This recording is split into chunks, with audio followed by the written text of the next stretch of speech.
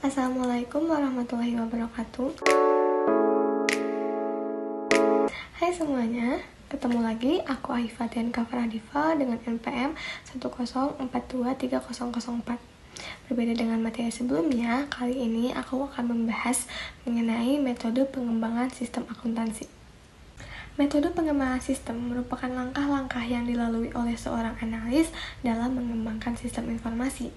Nah, dalam pelaksanaannya, pengembangan sistem akuntansi ini dilaksanakan melalui 3 tahap, yaitu yang pertama analisis sistem, yang kedua desain sistem, yang ketiga implementasi sistem. Nah, yuk kita bahas satu persatu tahapnya.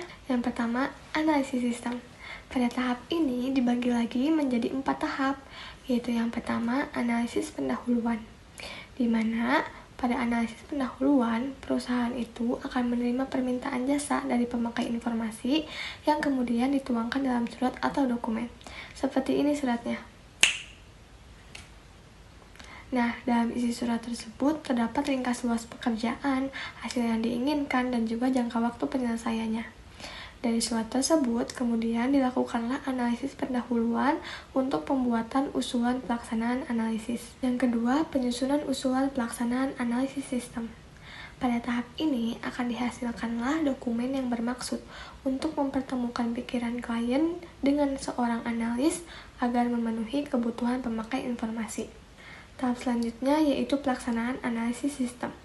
Untuk pelaksanaannya, seorang analis mempelajari laporan yang dihasilkan, mengumpulkan informasi yang dilakukan dengan berbagai teknik, serta menganalisis sebuah transaksi. Lalu tahap terakhir ada penyusunan laporan hasil analisis sistem. Hasil akhir dari proses analisis dituangkan dalam dokumen tertulis dan berisi temuan-temuan yang diperoleh. Tahap yang kedua yaitu desain sistem. Desain sistem ini merupakan proses penerjemahan kebutuhan pemakai informasi.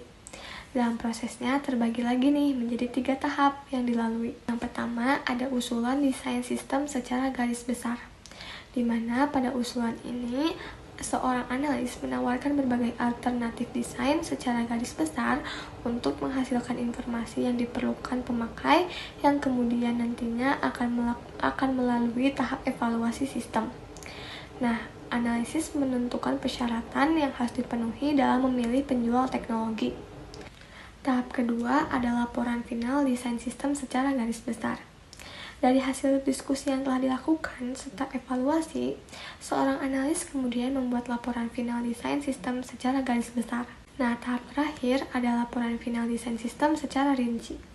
Pada tahap ini, seorang analis melakukan desain rinci untuk masing-masing blok bangunan sistem informasi. Hasil desain rinci tersebut kemudian disajikan dalam dokumen tertulis. Nah, kalau tadi kita udah ngebahas analisis sistem dan juga desain sistem, sekarang kita akan membahas tahap yang terakhir yaitu implementasi sistem.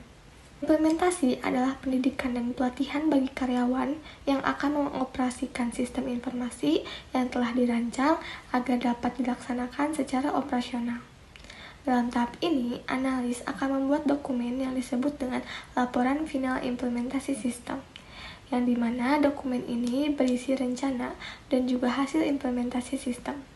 Terdapat 4 macam pendekatan yang dapat digunakan seorang analis dalam mengkonversi sistem, yaitu ada konversi langsung, konversi paralel, konversi modular, dan juga konversi phase-in atau phase-in. Kemudian, untuk mengkomunikasikan hasilnya, seorang analis menggunakan simbol standar seperti bagan alir data atau data flow diagram dan bagan alir dokumen atau dokumen flow chart yang untuk mencerminkan aliran data dan juga aliran dokumen dalam sistem. Nah, sekian penjelasan yang dapat saya sampaikan mengenai metode pengembangan sistem akuntansi.